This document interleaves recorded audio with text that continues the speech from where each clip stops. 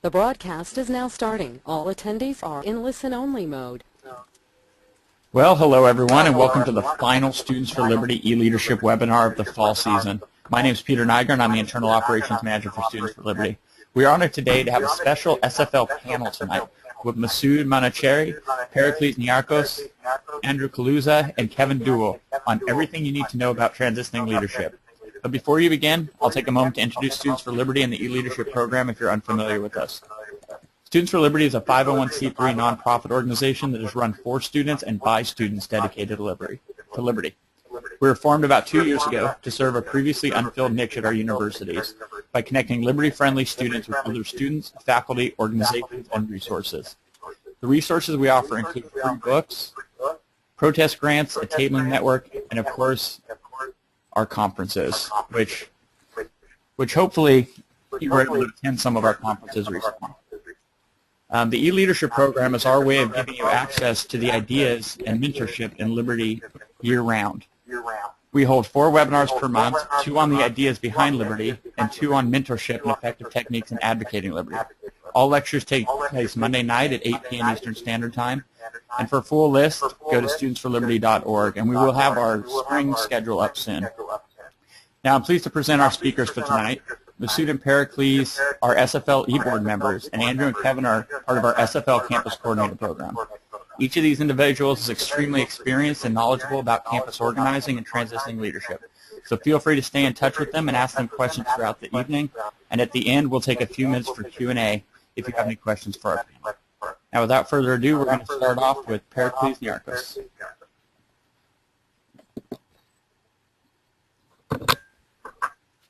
Go ahead, Pericles. Okay, guys. Can you hear me all right? Peter, can you hear me?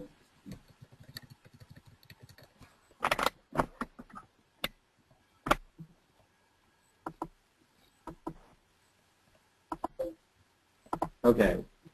So I'm going to talk about identifying leadership. And this is something that you want to do all the time. Every time you have an interaction with someone in your group, or if you consider people in other groups as potential members of your group in the future, always have an eye out, even for friends, of who you think might be able to one day have an influence in a positive nature on your group. It's really important that this is something you're doing continually, not just a week before elections or a week before the next person is supposed to take over, or something like that. So I want to preface things before we start talking about the ideal leader. I want to preface things with the fact that no one is perfect. Everyone is human. Everyone has flaws. So if you're trying to find someone who's perfect and who's never going to make the wrong decision, or who's never going to send the group in a direction you might not have, then you're going to find yourself very disappointed. Basically, you need to search for someone who can stand out above the others, and someone who will be more good than harm. Someone you think you can trust, someone who will represent and guide the group in its next phase. But ultimately, remember that everybody's human. So you're trying to pick the person you think is going to do the most good and the least harm.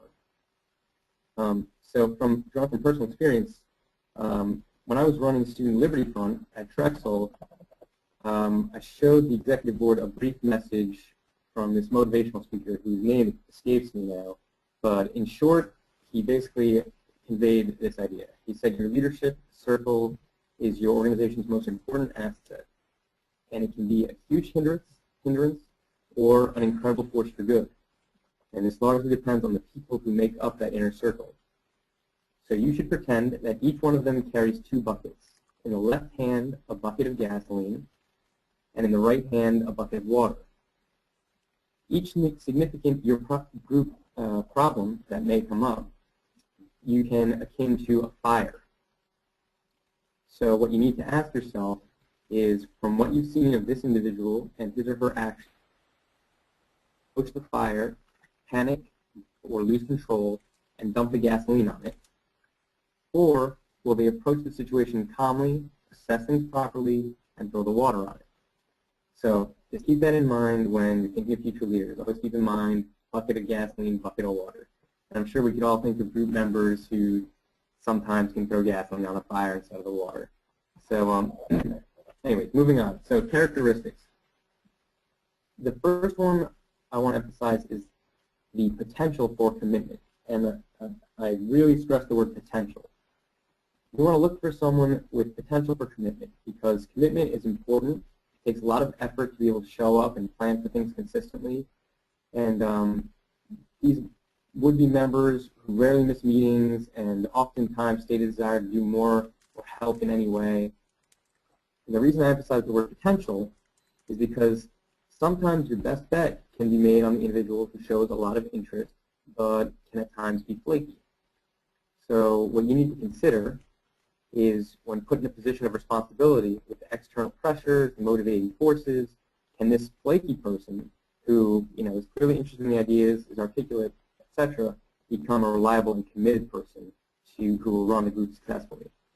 So that's a gamble. Now, if you have someone in mind who you know is committed already and doesn't just have the potential for commitment but shows commitment every day, that's probably someone you want to take into account first. But don't necessarily exclude someone who isn't blatantly committed, because a lot of the time being put in a position of responsibility can really bring out the best in someone. And you also can possibly bring out the worst. So the next characteristic is something I term a delegator who understands the strengths and weaknesses of the team. Each leader isn't operating alone and not in a vacuum. All right, we're all individuals, but we recognize that we work together voluntarily with others to make things effective. We can specialize in things that we do best, and other people can do things that they do best.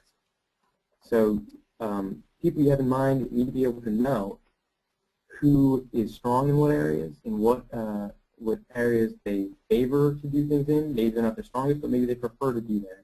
Maybe someone's a great speaker but gets really nervous or something and they wouldn't like a speaking task. And where are people the weakest? What things are people not good at? Some people are great at doing small, non-detailed things in mass. Some people would rather do detailed things but only put out one or two items or services or whatever it is you're having them do. And lastly, it's important that this delegator actually delegate. A lot of leaders end up taking responsibility on their shoulders for everything. And delegation is important. It allows other group members to get involved in the leadership process. It lets a leader see who's good at handling responsibility. It lets others know that this isn't just a one-person operation. And what's absolutely most important, obviously, is that it frees up time for the leader to work on things they have a comparative advantage in or that they need to do as that position that they occupy. So let's say the president, for example, might not have time to be spending working on the flyers, and he can delegate that off to somebody else. Now, a lot of groups employ a weaker group structure, and people take things as they come up. That can work well, too, as long as people know their limits and know that if at any time they feel overwhelmed, they should think about delegation. So, the third personality trait I'll leave you with, I think that is important, is probably charisma. Now, it's important on a variety of levels, but as one of the other panelists will speak tonight, Andrew mentioned, it's also important to couple that with humility.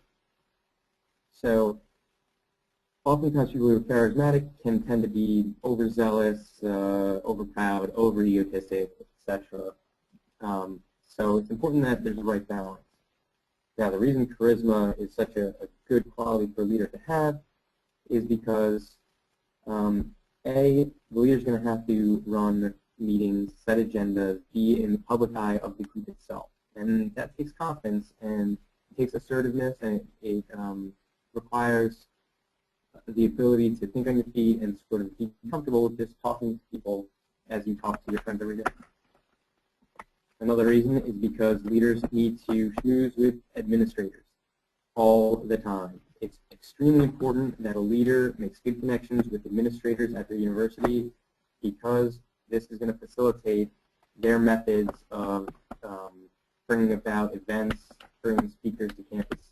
All these little details that basically are in the power of the administrators.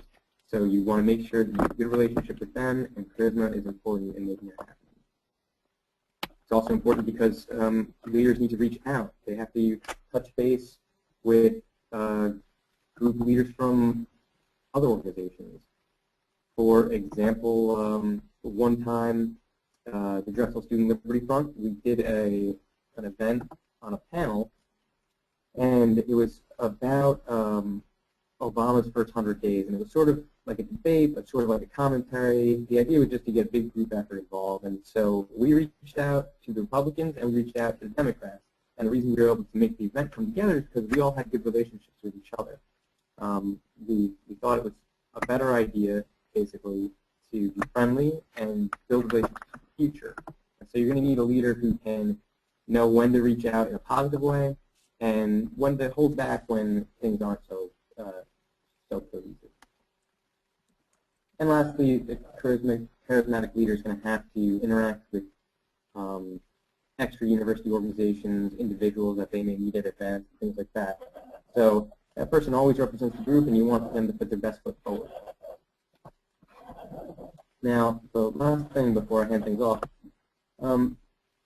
it's a word of caution. It's not really a leadership trait, but it's about ego. All right, and many of us are egoists, philosophically speaking. We believe that people always act in self-interest, and ego governs all human action, etc. But there should be some caution with things about ego. So personally, when I was running Student Liberty Front, ego was a major motivating factor in a positive sense. I was worried about my personal reputation, which was more cause for me to get involved. I wanted to stay dedicated and get work done. And, basically I didn't want to look bad either. I didn't want to, have basically my name up there and be representative of this organization and make it look bad or make myself look bad. So, the want to create a lasting memory and improve my chances for future employment, for future relationships, etc., all factored into my decision making. And that's the type of situation where that responsibility can really create motivation.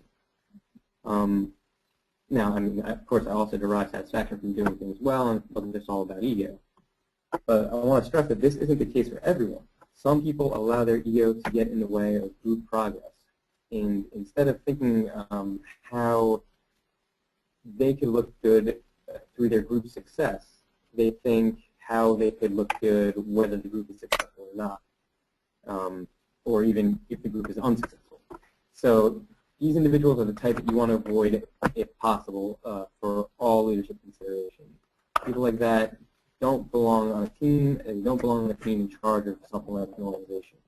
I don't think a private business would hire them, and I don't think a student organization should consider them for leadership. So, charisma, it's relatively essential. All these sort of things, all the personality traits are relatively essential, but make sure that they're coupled with humility and an ability to work with a team. Okay? And when in doubt, just think of that analogy. Will this person approach the fire with a bucket of gasoline or a bucket of water? So with that, I'm going to transfer things over, and we're going to head over to Kevin Gould, who is one of our campus coordinators. And so, Kevin, take it away. Well, thank you, Pericles. Can everyone hear me all right? All right, well, again, my name is Kevin Gould. I'm a campus coordinator and also the programs officer for the Liberty Society at the George Washington University. My experience with leadership transition came from when I used to be an organizer for Campaign for Liberty back in California, in Sacramento. I founded a group there, and when I had to go to college, I had to transition it over to the group, to the leadership of what was there. And I hope some of my experiences with that transition, plus it wasn't a student organization leadership transition, maybe I can give to this conversation. So the first thing and the first point that I want to make, that it may be contentious considering how often student liberty activists tend to be very ideas oriented, tend to be very passionate about the ideas of liberty. One point that I'm going to make, which may be somewhat contentious, is that I think student organizing, the most important thing to remember with it, is that student organizing should be about propelling students forward. and not necessarily the liberty movement forward. At least at this level of activism, it's really important to keep in mind that students in the activism system are important as the vehicle for liberty on their campuses, and not really the fuel. And the reason this relates to leadership transition is I think it requires us sometimes to take a different perspective on exactly what leadership transition is. And to that point, I would make the point that leadership transition really is not as critical. The critical part of leadership transition is not really the part of the regime change, but rather the importance of leadership development. And that way, leadership transition is a constant process across the entire period of your student organization. You need to be developing leaders for when you leave, not only from the first day that the student organization starts, but even potentially beforehand. Targeting, and as Pericles pointed out, looking for people to be able to be quality individuals in the organization. So it's a constant process, and in that way, I mean, now of course there is a point, of course, when you do need to give over leadership from your position to somebody else, and maybe someone else can also talk on that. But what I'm going to really try to emphasize is the importance of the long-term view of leadership development, as opposed to, again, just regime change. Now, in seeing development as, or leadership development as a constant process, I think a really good analogy of kind of the act of then trying to transition from one leadership group to another leadership group is to kind of conceive that whole act as the act of locomotion. And in that, I would say that there's 3 steps that need to be kept in mind. The first, keeping with the analogy, is the laying of the tracks. The second, the readying of the engine. And the third, the feeding of the boiler. With all 3 of these steps, you can really have a successful leadership transition. The first being the laying of the tracks. And this is really the more the organization side and the practices side of your organization. In doing so, the most important things that I think in trying to transition leadership are the formalizing of best practices and the clean delineation of responsibility. In transitioning leadership, often the way that an organization works and the conceptualization of what an organization is supposed to be in accomplishing the development of members and propelling students forward as the vehicle for liberty on their campuses is often more in the minds of sometimes in leadership as opposed to on paper. I think it's really important to be able to not only have it informal, the way to run your organization successfully, but also to formalize it. So before you have your election, before you even, as quickly as possible, try to be able to write out your constitution, and on that point, keep a actual constitution. Whenever you change best practices in your organization, amend your bylaws, even if it's an action that isn't done with the entire body, and it's just done by the U-board. Formalize it. The second thing, again, is delineating responsibility. One, as I mentioned with best practices, fluidity is important, especially with transition. It's very important to be able to have responsibility not necessarily set so rigidly that it's not actually able to transfer from one leadership group to another leadership group, because leadership groups are different.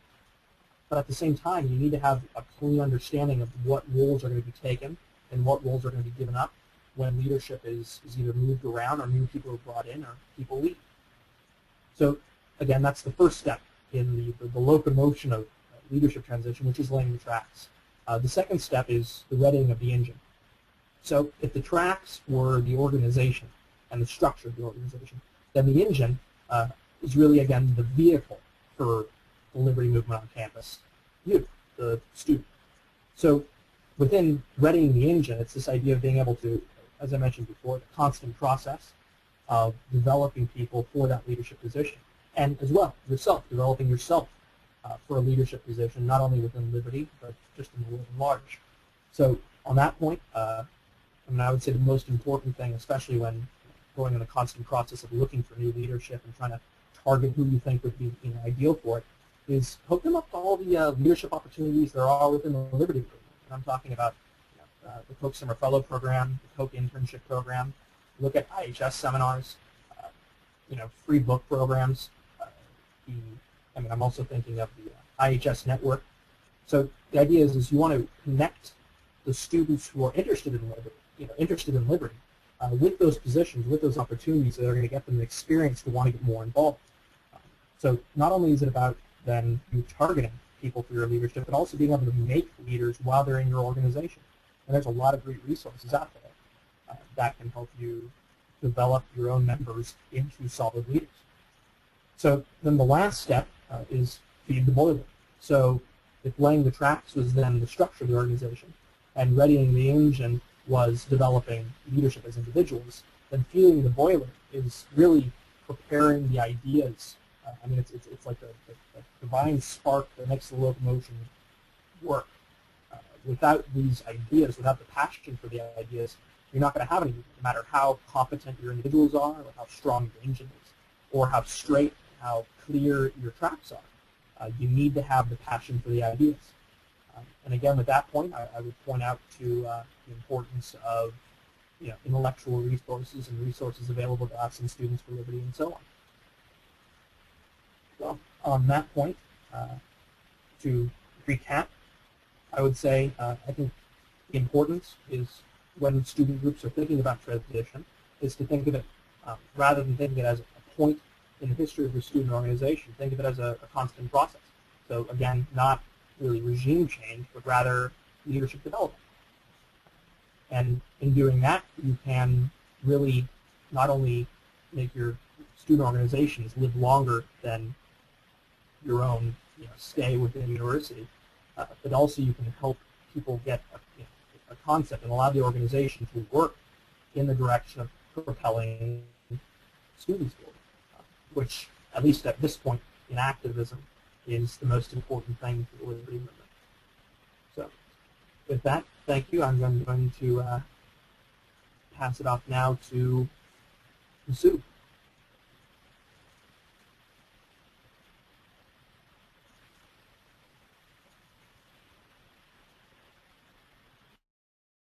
Thanks, everyone.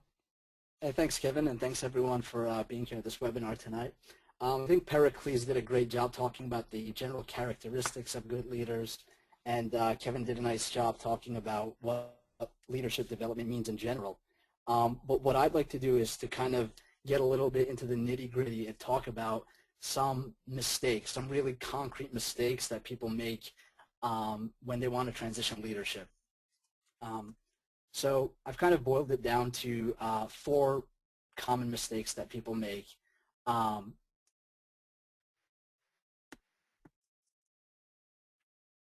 mistakes that people make here. One is people assume that leaders will just kind of emerge within their organization.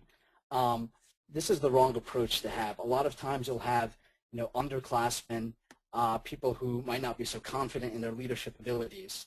And a lot of times the responsibility is going to have to fall on you to approach young members to get them involved with your organization. Give them some confidence if they've shown interest in attending your meetings. Just try to get them involved in organizing events. Don't hesitate to create new roles for your new members, new titles, to get them involved more formally with the club. And just in general, don't think that you have to take on all the responsibilities of running the organization. How leaders are going to emerge is in large part going to depend on how smart you are about delegating responsibilities to people that would like to join the organization more in a leadership role. They might not even be aware that they have the potential to be a good leader, but it's your job to kind of motivate some of the young members that they can do a good job in leading your organization.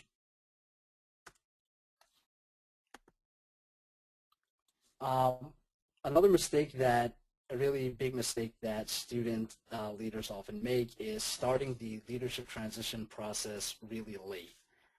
A lot of times, I think student leaders are caught up in either organizing their big events on campus and not really thinking ahead about the future of their campus organization. Make sure that you do plan elections far in advance. It's important to give yourself a lot of time to elect new leadership. If you don't give yourself a lot of time, if you leave the leadership transition process and the elections till a few weeks before finals start, that's not a good idea. You're increasing the chances that the new leadership won't properly be trained and developed and understand what to do in terms of dealing with the bureaucracy and the administration on campus. And in general, you're just going to be creating a steeper learning curve for new leadership, so that instead of the new leadership spending their time on organizing events and getting the ideas out on campus, they'll be spending too much time trying to navigate the bureaucracy and to figure that out. So it's important to start the leadership transition process early, have elections early, and if you don't, another thing that often happens is you end up counting on one person who you have in mind to just be the leader. This isn't a good idea. This person might decide their plans might change, they might graduate early, things might happen. So that's another good reason to start the process of transitioning leadership early. You don't want to rely on just that one person that you have in mind. You want to give yourself time to elect a good group of leaders. A third big mistake that student leaders often make is not creating a orderly and thorough transition process for transitioning leadership. One thing that student leaders sometimes do, which is a big no-no, is to just put together some pieces of paper that have some information on them, gather together some emails, some scattered emails, and then kind of just pass this off to the new president and say, this is what you have to go with. Don't do that. Instead, make a nice binder, make an executive board handbook that details all of the essential information that the new leadership is going to need. Information like contact information for organizations that you work with, contact information for vendors that you've worked with, the emails and telephone numbers of administrators, important administrators that they're going to need to deal with, information about managing the listserv, information of password information, username information. Make sure that all of that is in one centralized location within a binder. Just a hard copy binder that has everything in it is really the way to go. Also, don't forget to pass on all the materials relating to your organization to the new leadership, including keys, posters, tabling materials. Obviously, some of these things are kind of essential to the logistics of running the group, but the other thing is that I think also passing on these kind of physical artifacts of your group can also give a sense of the history of your group and identity of your group to the new incoming leadership, so that they kind of sense that they are part of a institution that has been there before, and was there before they got there, and is going to be there after they leave the group. And the other element that I want to point out about an orderly and thorough transition process is to sit down with the new leadership and answer their questions. So even though you've put this handbook together and a lot of the essential information for running the group might be in there, you probably left some things off, and you don't realize it because you've been so kind of steeped in running your organization that the details just didn't necessarily occur to you. So you want to make sure that you actually sit down in person with the new leadership, answer their questions, take them, with you to meet with your group advisor, kind of have them tag along with you when you go to offices for various meetings with administrators. Basically, don't assume that they are in the loop about the different aspects of running events, who to talk to for catering and for various logistical issues that are going to come up. Just make sure that you sit down with them and kind of go over things in person. So if there's something kind of obvious that you missed, you can answer that for them and clear things up. And I think a fourth big mistake that student leaders make is not connecting new leadership to existing resources. So one of the most valuable resources for student leaders are the old leadership. The old leadership has practice, running events, and the old leadership can kind of guide new leadership about various logistical issues about dealing with the campus bureaucracy. So make sure that the incoming leadership has a chance to meet with the old leadership and kind of pick their brain about how to run the student group, maybe ideas for doing events on campus, and kind of getting some guidance about where to go. Also, I would say that the old leaders shouldn't hesitate to advise new leaders about the local resources and opportunities that they can use.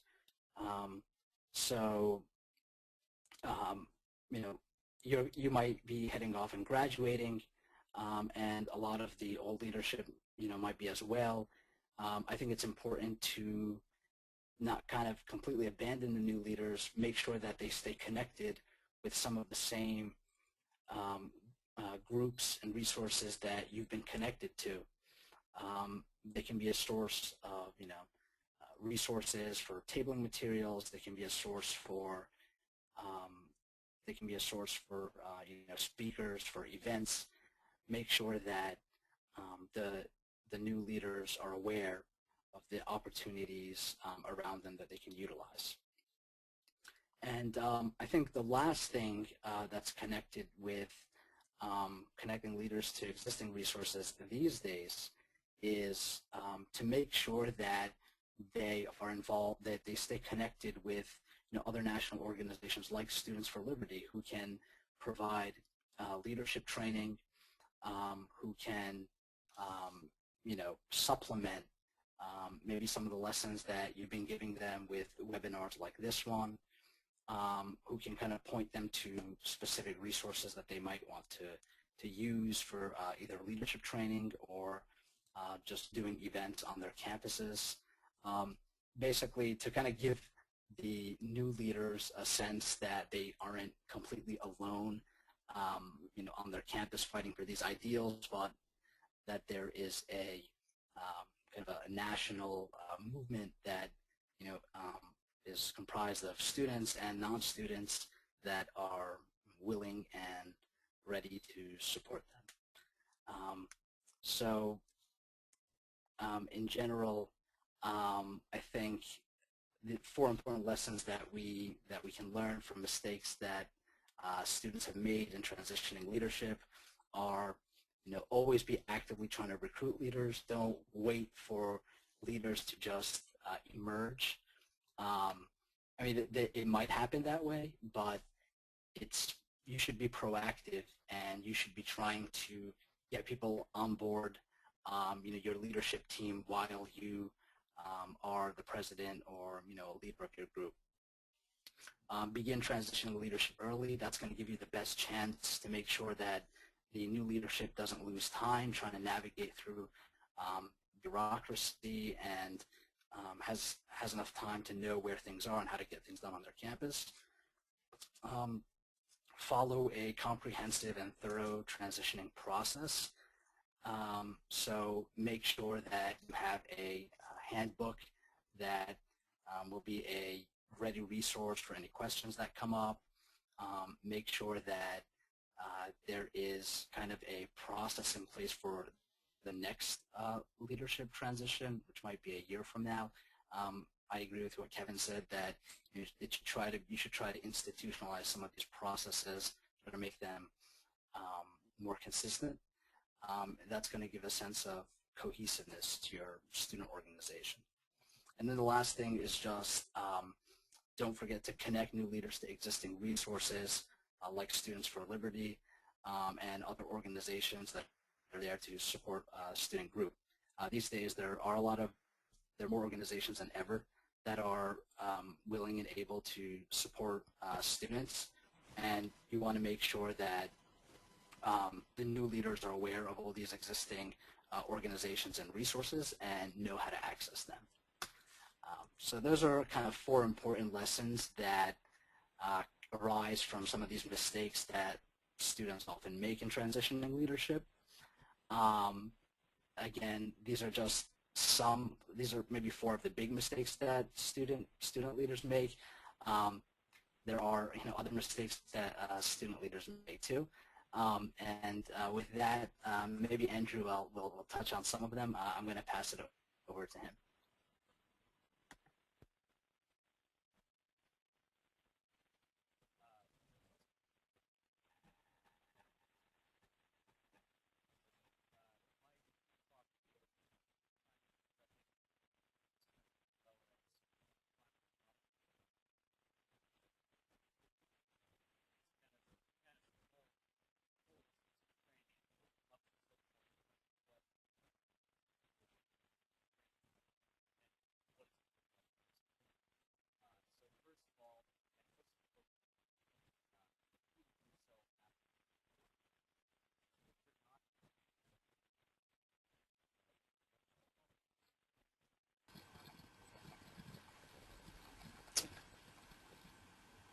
Well, I think Andrew's having some microphone problems. So do we have any questions from the audience right now for our panel to answer?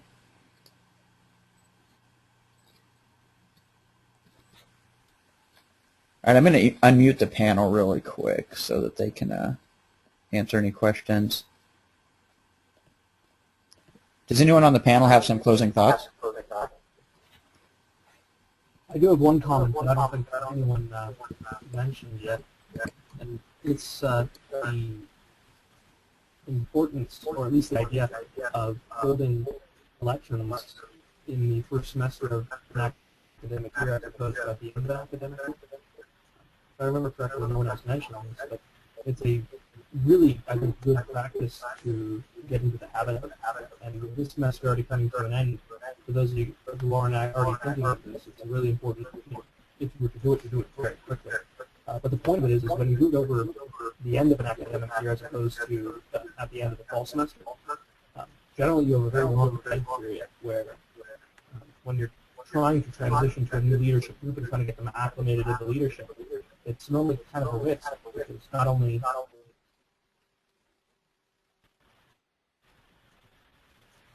is the old leadership not as dedicated, but the new leadership might not be in the position due to whatever conditions or whatever they're busy doing over the summer to really get right down to business. So in short, really good practice is to have the elections at the end of the fall semester as opposed to at the end of the spring semester.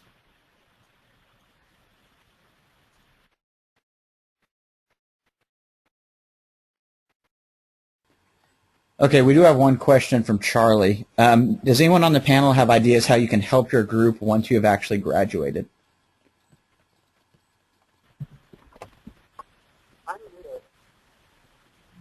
Go ahead, Pericles. Sure. So Charlie, actually, that's a great question, because in the rare case that you do have someone who's still motivated after they graduate to come back and help out, it's definitely important to know what to do with them. A lot of times you can create alumni undergrad events where you have basically like kind of a mixer so that new members can get to know people who founded the group. You can call it a founders party or something like that, and really get them together so they can meet up. It's not a bad idea always if you have a good alumni member who's still interested, invite them to come in. Tell them to come to every meeting. Be a regular attendee just like a lot of the undergrad students would be. And that way they can really get a feel for what's going on and how they can contribute best. You could also consider asking them if they'd be interested in doing some support work for the group, if they'd be interested in mentoring leaders afterwards, or helping to guide new leaders through different difficult situations. Something we were considering doing at Student Liberty Front was just to have them as a contact list so that if a question ever arose that a leader had trouble with, and this would be a great thing to put in the manual Masood mentioned, they have the reference information there, and they can contact them and say, hi, you listed in this book, this year's student working now for the executive board of this organization. I know you had an important role in the group in the past, and I was wondering if you could help me.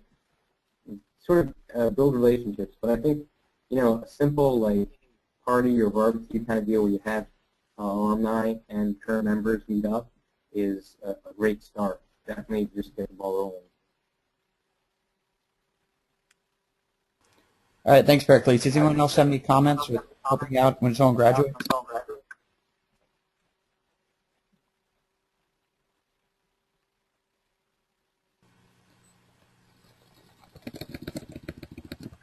All right, do any members of the panel have some closing thoughts?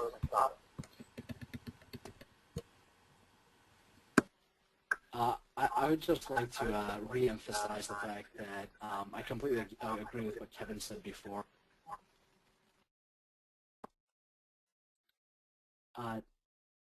Transitioning in the fall semester is definitely preferable. Get started early.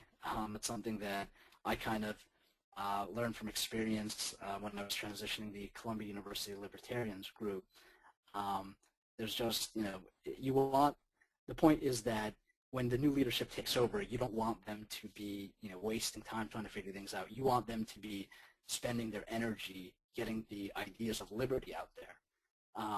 So, you know, the more time, the more spread out your efforts are over the course of the year in making sure the transitioning, you know, happens well, and that the new leaders are kind of settled in and know what they're doing, the greater the, you know, effort that they could spend on just, you know, organizing events and, you know, tabling and kind of getting the ideas out there. So don't, the drop off, you know, every year dozens of student groups kind of really, you know, fall down in terms of their, you know, level of activity, and a lot of times just due to the fact that the leadership transition, you know, did not take place that well.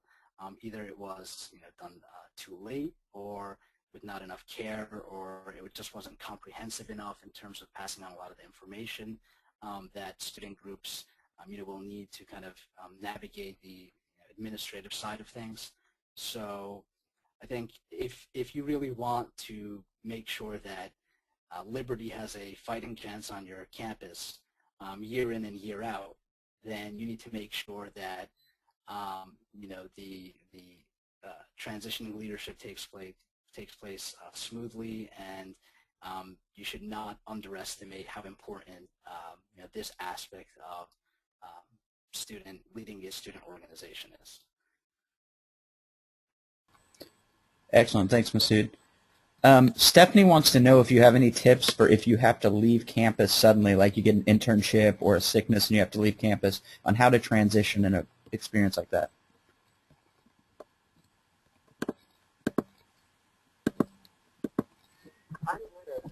Yeah, Peter, I could cover that pretty well, because we had a similar situation at Student Liberty Front. This is almost 2 years ago now, but when we first set up, it was me and Stacy Litz and a couple other people, and what happened was Stacy had to take study abroad classes, I think in Cyprus, if I'm recalling this correctly. But we actually had a transition set up in our Constitution which outlined how an interim position would work. So when she let us know that she had to leave in the future ahead of time, we were able to set this up and get her replaced temporarily temporarily by Bianca Quinones, and it worked out very well. Now, you're not always going to have the time ahead of time. We just had one of our important leaders last term kind of drop off the big lyric. No one could get in touch with them. And this is something that does happen frequently with students.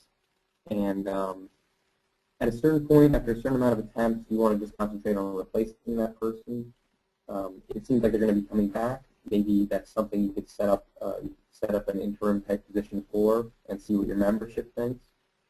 But if it seems like they're just either not interested in the group anymore or aren't reliable enough to be in leadership anymore, then you should have a process to either remove them or replace them.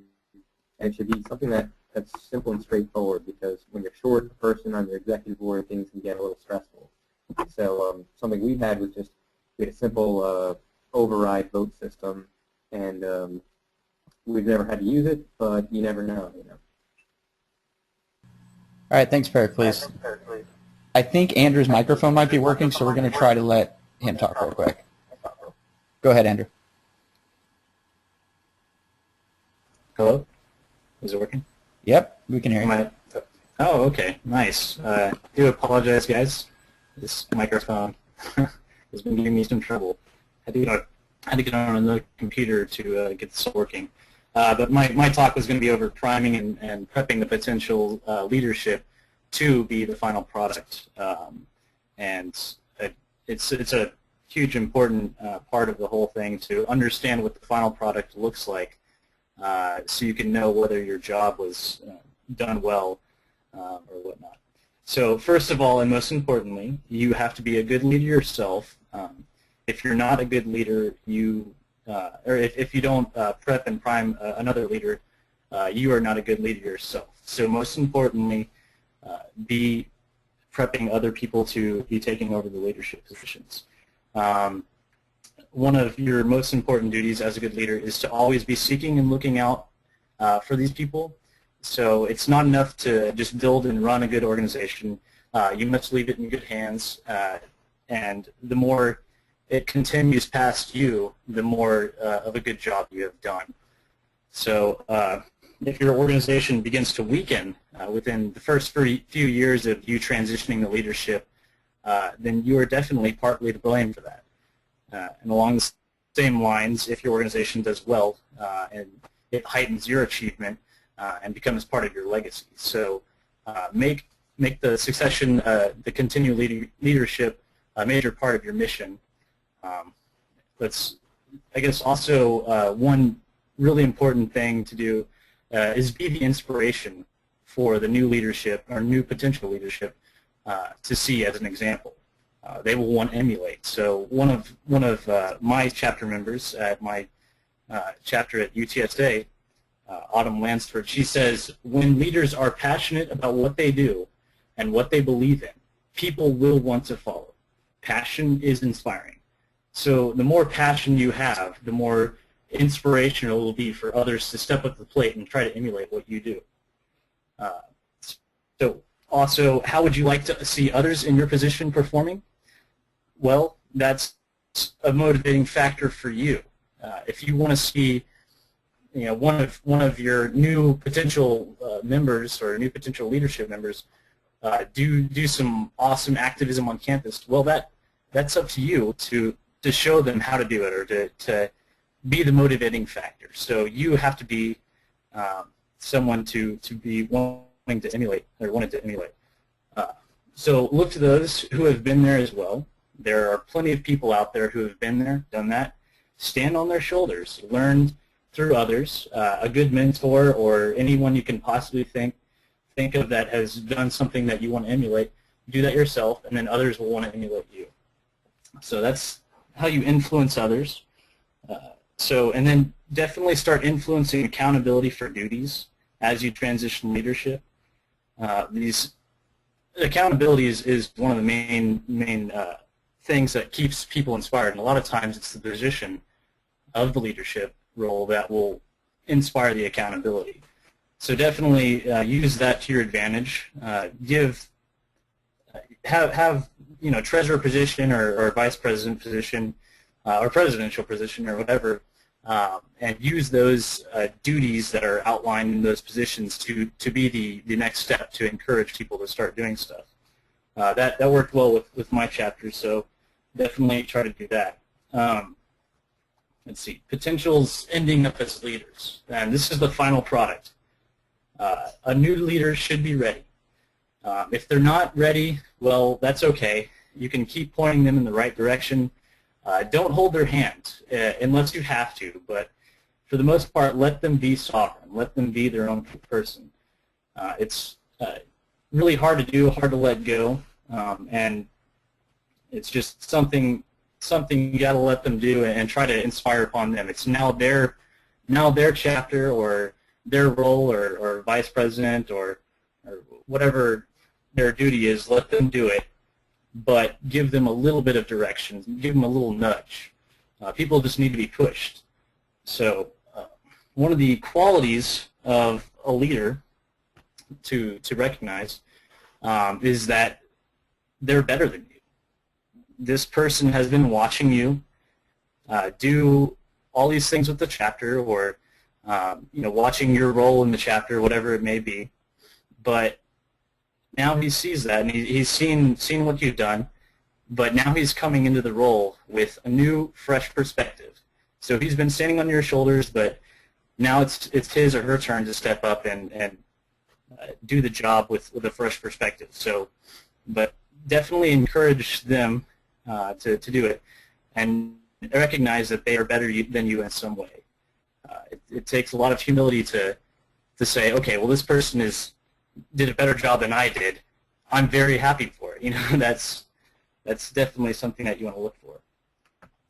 Also, other things to look for is if they have diligence or dedication to get a task accomplished. That's a main goal that you want to see. If the chapter has benefited at all during this person's term in their leadership role, that's a good thing. If the chapter is stagnant, the chapter is dying. Don't let your chapter die, or don't let it go stagnant at all. Something always must be happening, or meetings must be continuing beyond just meetings. It has to have something new and inspirational to keep the chapter alive and happening. So one big issue that a lot of organizations come into is egos. Well, one thing about egos is that people won't step down when they need to. There are a lot of those out there that seek and love the power trip role that they have with their organization. So definitely use the organization to say, hey, this person needs to step down, and hopefully the person that you're looking for doesn't have an ego that will keep them wanting to hold the power position. So step down as soon as you possibly can, because this will allow other potential leadership to step up to the plate, incorporate themselves into the role, and they'll start building up their own leadership capabilities. So yeah, step down. The more opportunities for others to have and gain leadership, the more others will want to fill that niche. So make sure you have enough humility yourself to recognize when it's your turn to step down. And I guess I kind of went through a summary of what I had planned, so I don't know if I'm going over time or not on that, but you there, Peter? Yep, that's fine. Actually, we have time for one question, which is coming from Adrian Gutierrez. In your experience, is it effective to have a constitution, or would it be more effective to have sporadic gatherings of students who have voluntary discussions expounding the philosophies of liberty? Don't you see constitutions, or can't constitutions make new students feel outside of the bubble and not part of the in crowd? I'll open this up to everybody on the panel. So anybody that wants to talk about whether you see constitutions as a benefit or a hindrance, go ahead.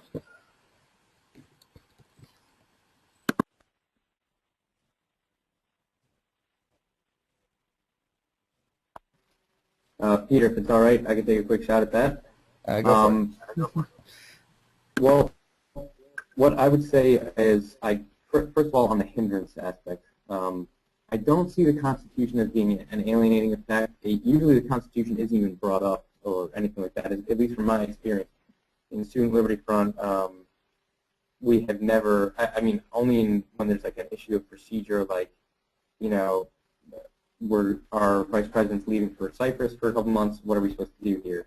We turn to it as a guide, or maybe if we want to change some kind of big policy, we'll turn to it as a guide. But other than that, you know, it's never really brought up, so it's not something that the membership is generally always referring to or aware of. So I don't think you can have an alienated effect.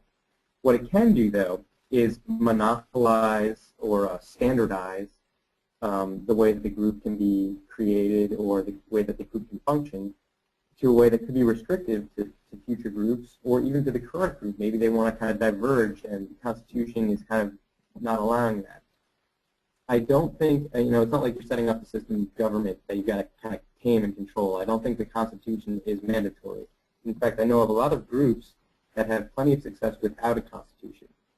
Now, I would emphasize, though, that those meetings will probably be very fluid, very dynamic. Those groups will be able to adapt on the fly very quickly. But you also want to watch out for the group either turning in on itself, turning around on its principle of liberty in the future. So I would stress that maybe if you think the Constitution idea is too rigid, which a lot of people do, then instead maybe work on that leadership transitioning manual to emphasize whether the important values of the group in general, you know, like individual freedom or participatory membership and things like this, just general stuff, which will guide future leaders but won't be as rigid as a Constitution. But in short, no, I don't think a Constitution is necessary, though I don't see it doing too much harm either. I think both models can be successful. It just depends how you implement them. All right, thank you very much, Pericles. And thank you, Masood, Andrew, and Kevin, also, and all of our participants this evening. Feel free to contact these leaders after the webinar if you have any more questions about transitioning leadership. Well, we are officially wrapped up with our fall semester webinar season. Our spring season begins in the new year, so stay tuned for fresh e-leadership programs starting in January. Now, on a final note, shortly you will be emailed a follow-up survey to the webinar. Please take a couple of minutes to fill that out so that we can improve our program so that they're more interesting to you. And with that, we're officially done. Thank you again for your time this evening, and good luck with finals, and have a safe and happy holiday season.